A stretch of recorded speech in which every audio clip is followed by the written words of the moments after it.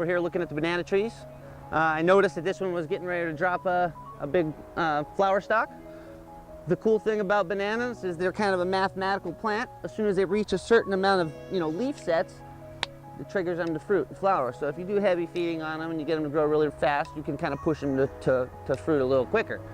When they do decide to set their flowers and start forming bananas, as this comes out and starts forming the little bananas on this stalk, as soon as the bananas stop forming, you'll see one set of bananas, two sets of bananas, three sets of bananas, four. You'll see these sets of bananas forming. As soon as they stop forming and you just start, the stalk keeps growing with the flower on the end, that's the time you need to cut that flower off of there. The sooner you cut that flower off and leave the rest of the bananas on the tree itself, will keep those bananas from getting pollinated. That flower is going to open through the rest of its cycle and get pollinated, and it's going to pollinate those bananas and make them lesser quality. Some varieties more than others, but they'll make them more tough, and there'll be more black seedy stuff in the middle of them and things like that. If you cut that flower off after all those sets of bananas are done forming and you know no more are going to form, just cut that flower off and stop that cycle. Your bananas will be more like store bananas and be higher quality and tastier and won't get pollinated, which is a pretty cool tip.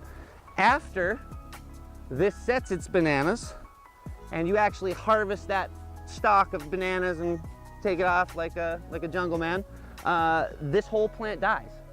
So you might as well just cut down that whole plant that day as well. So when you decide to harvest this fruit, you're gonna kill the tree as well, and then the mom, the grandmother, and the daughter will replace it every time. They'll always send up a pup. Group, they usually call them, go up in groups of 3, mother, daughter, granddaughter, different ways to think about it. But when this one's done with its job, it leaves and it's replaced by the others. The others will send up their 3, and it's that cycle over and over again. If you just leave this, you cut this off and just leave this plant, this thing will just slowly deteriorate and turn into this sludge that you'll never be able to get out or move. It's just disgusting. Plus it shades all the other ones and hurts the whole circle. So getting it out of there as best you can. After that's harvested, you're solid.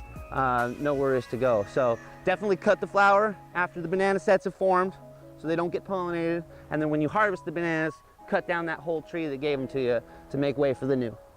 Bananas 101.